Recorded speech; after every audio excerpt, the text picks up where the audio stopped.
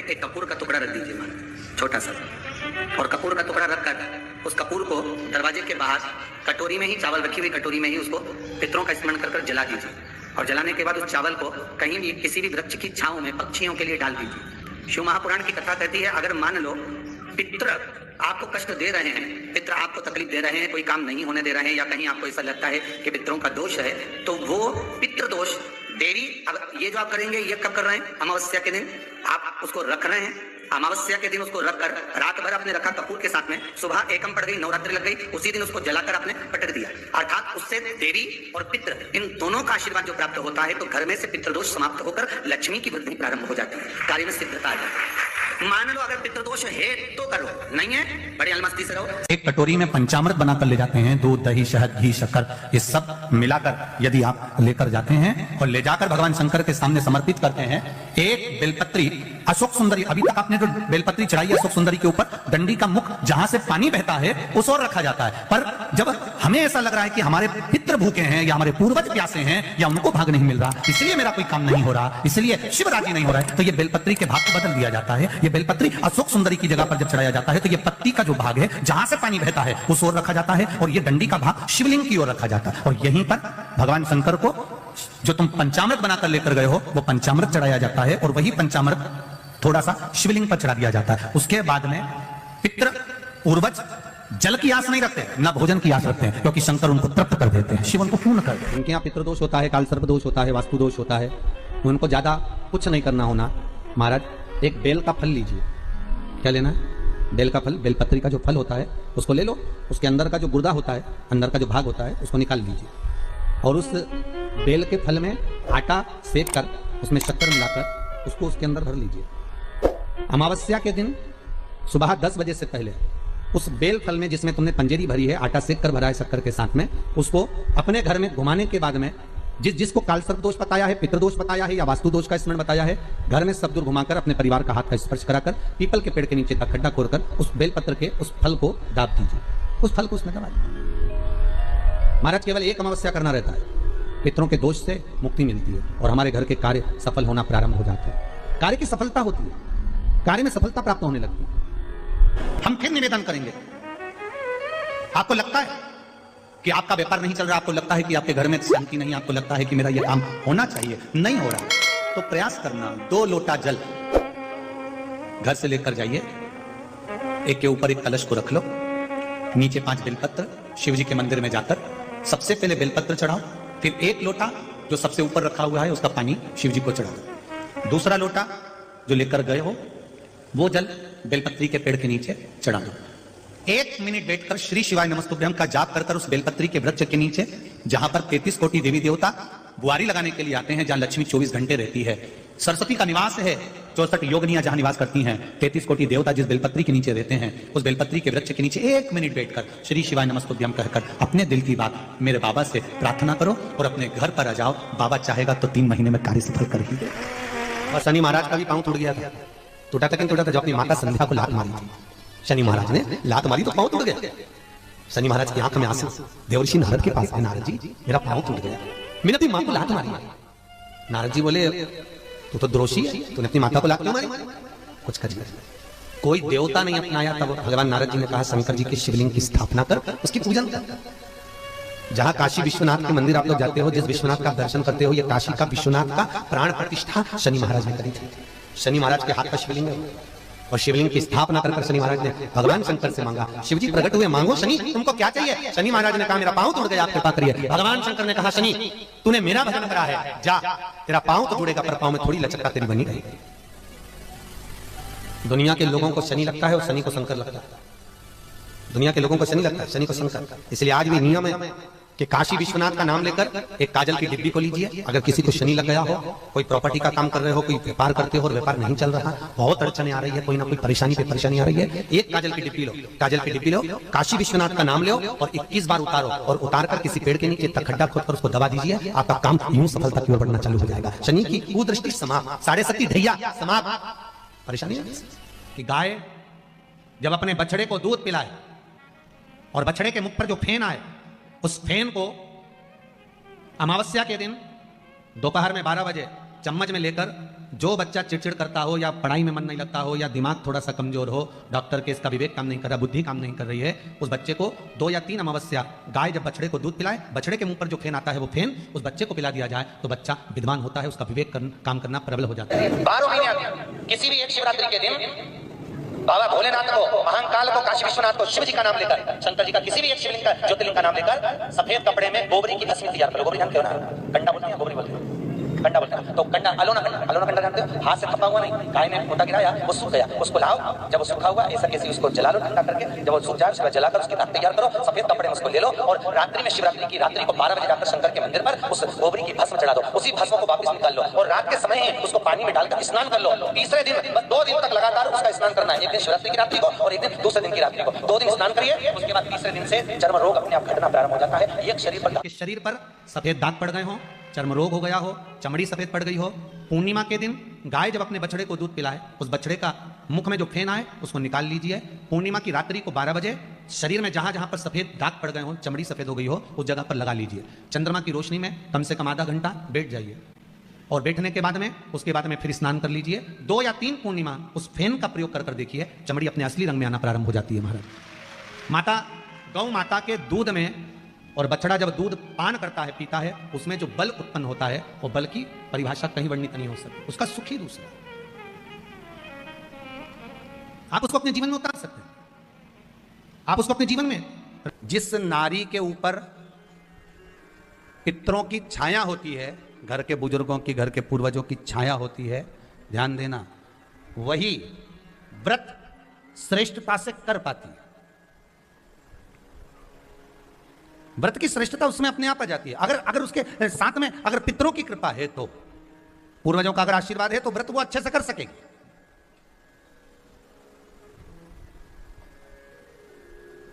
और सहज भाषा में समझ लीजिए, बहुत अच्छे से समझना इस बात को, कि मान लो, एक सरल भाषा में आप और अच्छे से समझिए उसको, बहुत अच्छे से, कि जिस व्रत के दिन आपका उपास है, सोमवार का, मंगलवार का, बुधवार का, गुरुवार का, तीज का, चतुर्थी का, पंचमी का, छठ का, किसी का भी अगर आपका व्रत है, और उस व्रत वाले दिन यदि आपको क्रोध आ रहा है, व्रत वाले दिन अगर आपकी प्रवृत्ति चिड़चिड़ी हो रही है, क्रोध आ रहा है, अपशब्द निकल रहे हैं, रोना आ रहा है, क्रोध आ रहा है, बहुत सारी परेशानी उसी दिन तुम्हारे सामने आ रही है, समझ लेना कि तुम्हारे घर के पितृ भूखे जरूर है, अन्न भाग मांग रहे हैं। एक बात पहले भी कही थी, शायद आपको ध्यान में होगा, रात्रि को सोने के बाद, विश्राम के बाद, एक बार कहा था, आप लोगों को याद होगा, कि सोने के बाद में 2 घंटे के अंदर अगर आपकी नींद खुलती है और खुलने के बाद यदि आपको भूख लग रही है, प्यास लग रही है, तो समझ लेना कि आपके पितर, आपके पूर्वज भूखे हैं, अन्न का भाग मांग रहे हैं, पानी पीने को मांग रहे हैं। उससे नहीं समझ सकते तो व्रत से समझो।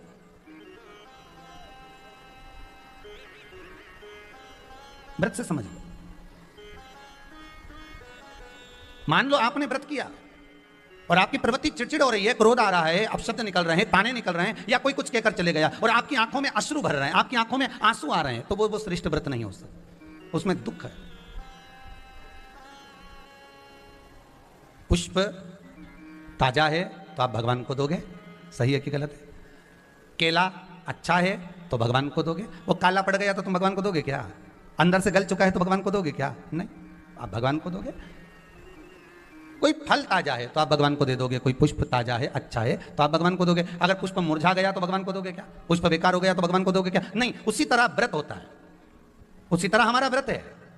जिस व्रत में हमको क्रोध आ रहा है, जिस व्रत में हम चिड़चिड़े हो रहे हैं, जिस व्रत में हम अपशब्द कर रहे हैं, जिस व्रत में हमको रोना आ रहा है, जिस व्रत में हम किसी की बात का ठेस हमको पहुंच रहा है और हम क्रोधित हो गए, हम रो दिए, हम चिड़चिड़ हो गए, समझ लेना वो फूल मुरझा चुका है, वो व्रत तुम्हारा बेकार हो चुका है, उसको भगवान स्वीकार नहीं करेगा।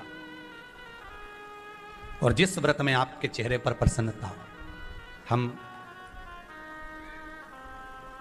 इस व्यासपीठ से कहना चाहेंगे कि जितने भी यजमान यहाँ कथा करवाने आते हैं, जितने भी यजमान यहाँ पहुँचते हैं या ऑनलाइन वहीं से बैठकर पूजन कर कर कथा करवाते हैं, हम उनको भी कहते हैं कि 7 दिन की आपकी शिव महापुराण की कथा है, 5 दिन की आपकी शिव महापुराण की कथा है, 9 दिन की आपकी शिव महापुराण की कथा है। शंकर की कथा, चाहे भागवत कथा हो, चाहे रामायण कथा हो, रामचरितमानस हो, चाहे गीता हो, जिस पुराण को आप बचवा रहे हो, जिस पुराण को आप करवा रहे हो, जो करवाने वाला होता है उसके चेहरे पर स्माइल होना चाहिए, प्रसन्नता होना चाहिए।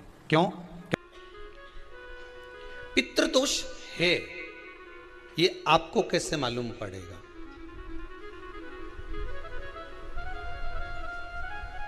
पितृ भूखे हैं, इसका तो वर्णन हमने पहले कर दिया कि रात्रि को जब आप सोने के बाद में 1-1.5 घंटे बाद अगर आपकी नींद खुल जाए, 1 घंटा 1.5 घंटा आप सो लिए, उसके बाद जो नींद खुली तो 1-1.5 घंटे तक अगर आपको नींद नहीं आ रही है, रात्रि को सोने के बाद में 1 घंटे बाद जब उठे तो आपको प्यास लग गई, भूख लगने लगी, प्यास लगने लगी कि मेरे को पानी पीना पड़ेगा, घबराहट हो रही, पानी पीना पड़ेगा। 1-1.5 घंटे सोने के बाद अचानक नींद खुले और आपको प्यास लगे, समझ लेना आपके पितृ भूखे हैं और प्यास है।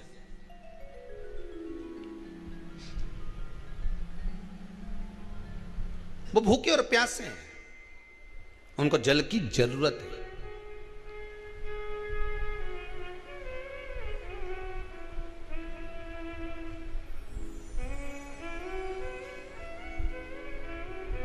किसी भी नदी में, सरोवर में, कुंड में, बावड़ी में, तालाब में, आप तीर्थ में जाकर जब स्नान करते हैं तो स्नान करने के बाद एक काम का नियम बना लो कि अपने हाथ की अंजलि में जल लेकर अपने पूर्वजों को देना है। प्यासे रहते हैं, भाग मांगते हैं।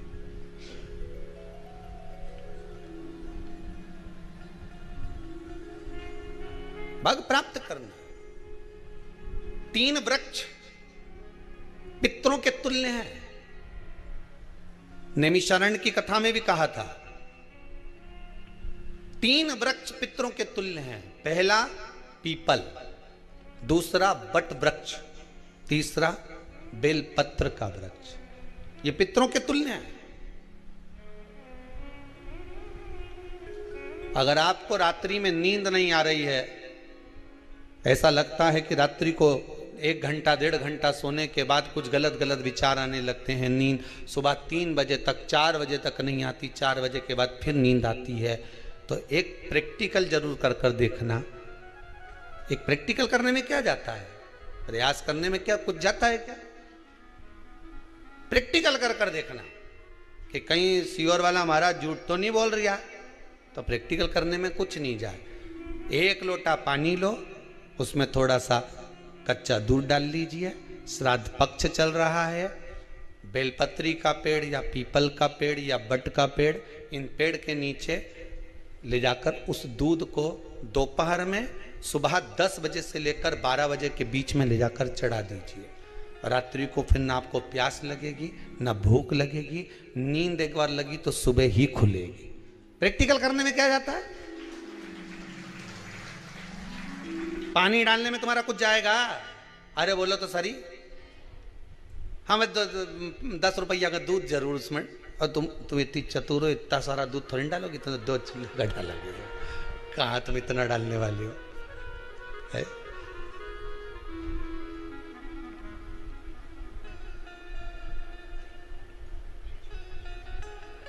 कहा बहुत चतुर चतुर लोग हो रहे संसार में हो। भले पूजन पाठ नहीं करे, पर कहीं का एकदम मिलने आ जाए ना, क्या अम्मा जी है क्या पाठ कर रही है, फिर वो भी बैठ गई तुरंत, अभी तो सोई थी,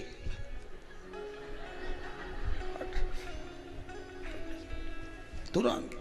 क्या पंडित जी हैं क्या, उनसे थोड़ा काम है, अभी माला जप रहे हैं, मालूम पड़े पंडित जी तो आराम से सेव फल खा रहे थे। अब प्लेट सोफा के नीचे घुसे तुरंत।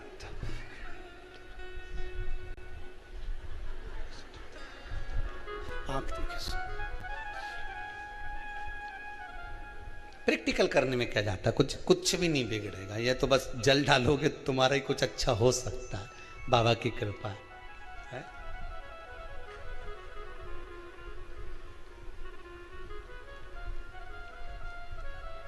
3 वृक्ष पितरों के तुल्य हैं।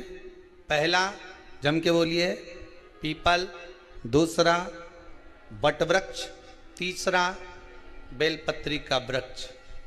3 पीपल के वृक्ष में 52,000 ब्राह्मण एक साथ, पीपल के वृक्ष में 52,000 ब्राह्मण एक साथ निवास करते हैं, इसलिए पितृतुल्य है। बट वृक्ष ब्रह्मा जी के मस्तक से बना, इसलिए पितृतुल्य है। और बेलपत्री का वृक्ष माता पार्वती जी के अश्रु से बना।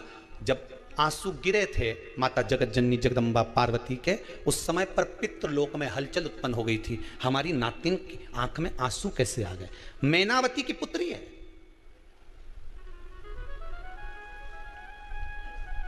पितरों की नातिन, इसकी अश्रु कैसे गिर गए? पार्वती जी ने कहा ये आंसू नहीं, मेरा पुण्य भाग प्रकट करती हूं बेलपत्री के रूप में। तो पितरों ने वर दिया था कि ये बेलपत्री का वृक्ष हमारा आशीर्वाद है, इसके नीचे अगर कोई दीप लगाता है, शिव को स्पर्श कर चढ़ाता है, उसके पितरों की शांति होगी, हम स्वयं उसको आशीर्वाद देने के लिए पधारेंगे। बेलपत्र का वृक्ष पितृतुल्य।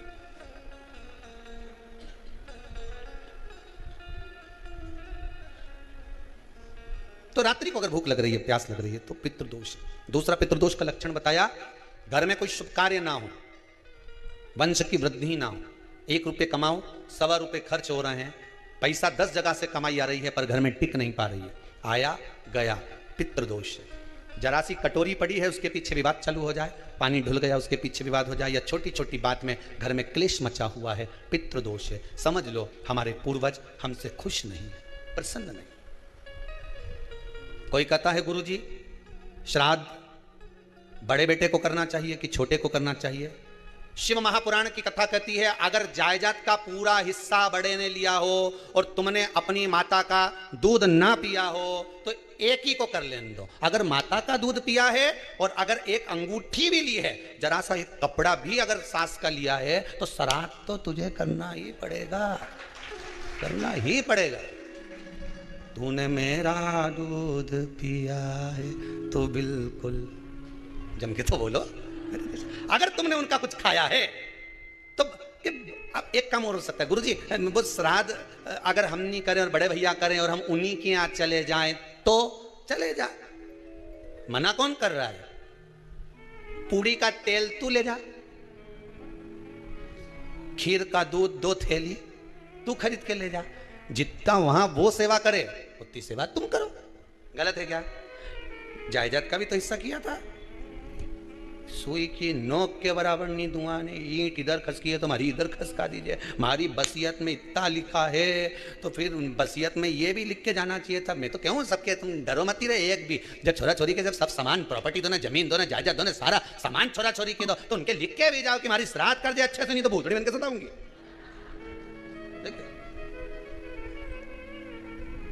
श्राद्ध करो। कितना दिया तुमको? बोलो ईमानदारी से बोलना, कितना दिया? ढेरों। और एक बात बहुत अच्छे से कहूंगा, आप लोगों के जीवन में उतरे।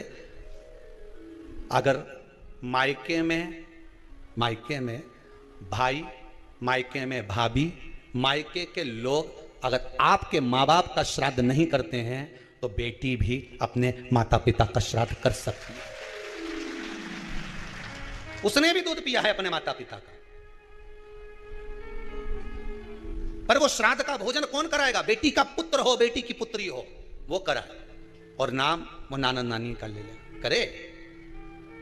अगर वो नहीं कर रहे हैं, वो नहीं संभालते, वो नहीं जानते, तो आप करो, तो करे। 2 भाग होते हैं।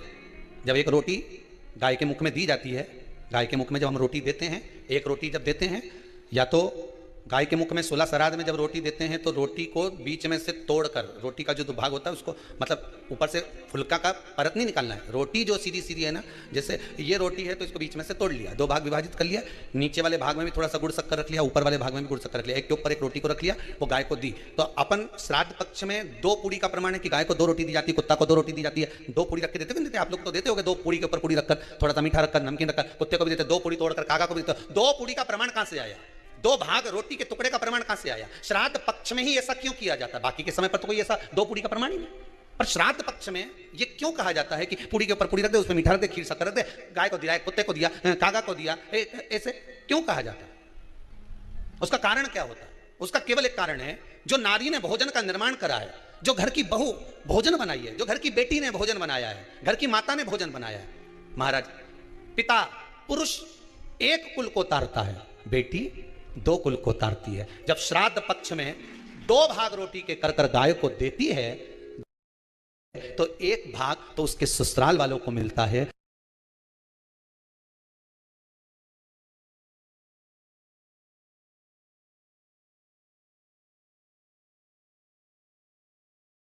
मायके को भी मिले, ससुराल को भी। जब गया जी का पिंड होता है तो नाना नानी सबका स्मरण कराया जाता है। दो भाग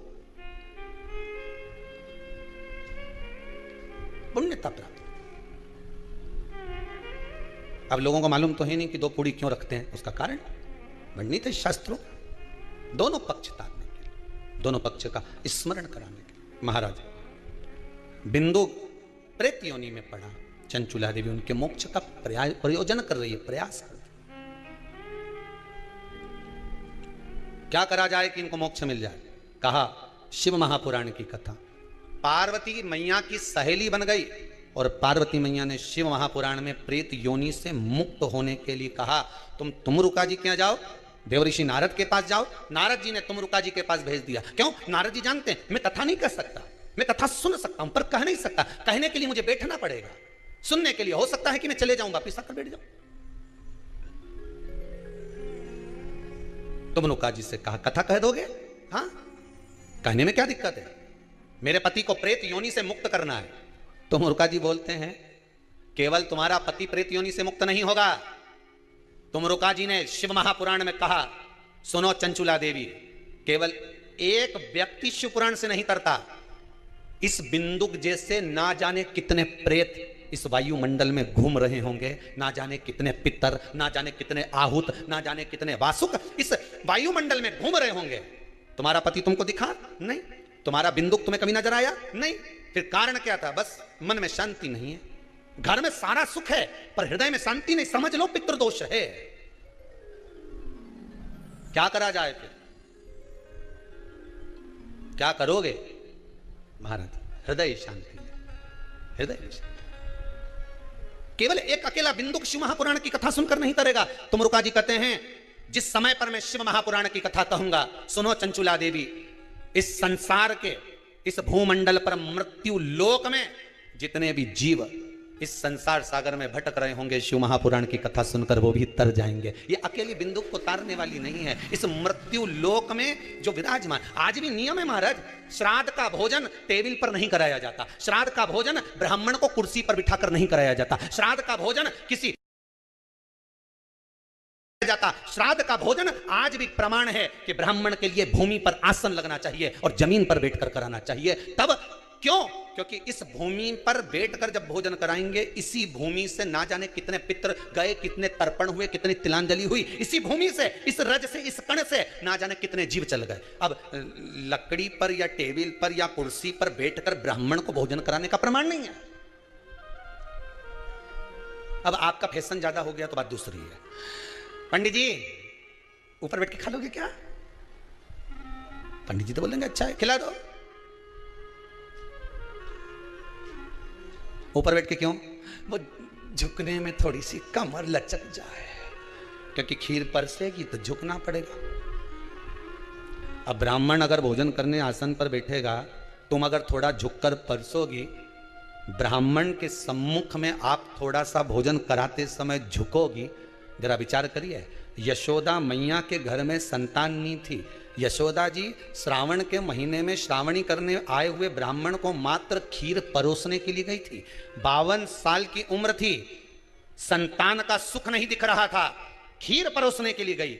उतनी देर में ब्राह्मणों ने देखा इनके घर में संतान नहीं है, पुत्र भव कह दिया। और यशोदा जी के पति श्री नंदराय जी कह रहे हैं कि बाबा मैं 60 का या 55 की, बाल हो गए धोले और तुम कह रहे हो पुत्र होगा, कहां से होगा? ब्राह्मण कहते हैं ब्राह्मण जब भोजन करता है, भोजन करते समय जब वर देता है, वो वर गलत नहीं हो सकता, कहीं से भी आएगा, पर छोरा तो आएगा। और आया, कहीं से भी आया पर पुत्र आया, क्योंकि आशीर्वाद दिया था। श्राद्ध पक्ष का भोजन टेबल पर नहीं, कुर्सी पर नहीं, श्राद्ध पक्ष का भोजन ब्राह्मण को आसन लगाकर जमीन पर कराना चाहिए, भूमि पर।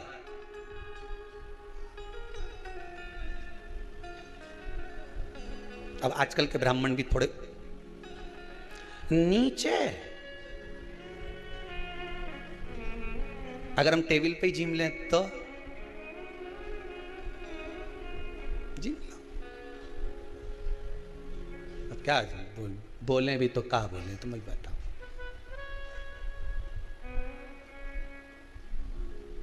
थोड़ा सा भाग भूमि का हो महाराज, तर्पण तिलांजलि सब भूमि पर। हम तो जो जजमान हवन करने के लिए भी जो जजमान लोग नाम लिखाए हैं पितरों के लिए, तो हम उनको भी कहते हैं कि कुर्सी पर बैठकर आहुति छोड़ने से अच्छा है आप बैठो मनानी पर, पहले सबसे पहले भूमि पर 10 मिनट बैठो, पर बैठकर आहुति छोड़ो, उसके बाद भले आप स्टूल लगाओ कुर्सी लगाओ आपकी मर्जी, पर 10 मिनट 5 मिनट का भूमि पर बैठो उन जीवों के लिए। श्री शिवाय नमस्तुभ्यम दोस्तों, हर हर महादेव। 29 जनवरी दिन बुधवार, मौनी अमावस्या का दिन। इस दिन महिलाएं अवश्य करें यह उपाय। काल सर्प दोष, पितृ दोष, सारे दोषों को दूर करने के लिए महिलाएं अवश्य करें यह उपाय। हर हर महादेव। अगर आपको हमारा चैनल पसंद आता हो तथा हमारे वीडियोस अच्छे लगते हो तो प्लीज़ हमारे चैनल को लाइक एंड सब्सक्राइब करें। हर हर महादेव।